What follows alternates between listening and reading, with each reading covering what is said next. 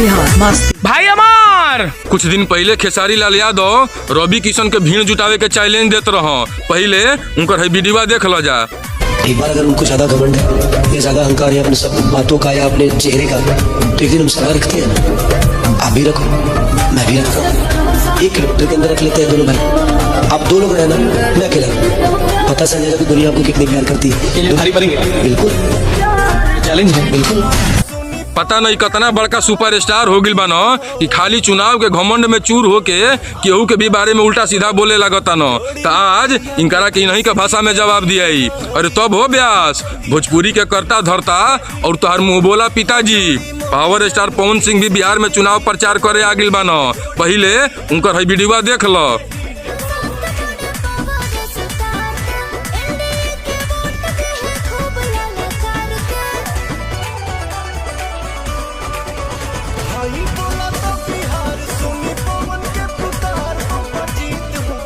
तब का कहता लो रखल जाओ एगो सभा 1 किलोमीटर के अंदर के कितना भीड़ जुटावता औकात पता चल जाई। है भीड़िया में तू कहाँ गायब होखब पता भी ना चली। और वैसे भी है भीड़िया देख के तो जाना के नींद तो नहीं आवत होई, खाली मुंह से बकर बकर कैला से होई। ए मदे एगो बात बताओ कि तुहार अपन कोनो अस्तित्व नहीं खे का हो।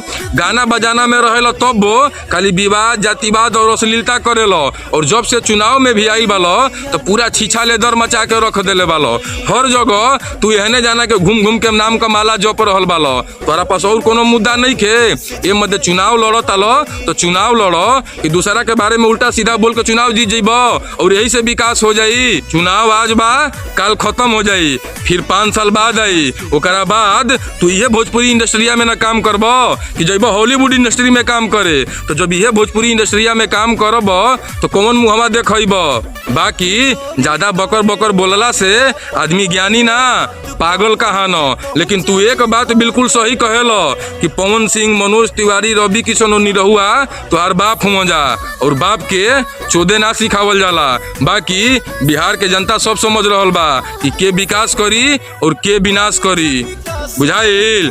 जय बिहार, जय भोजपुरी और जय हो भोजपुरिया समाज।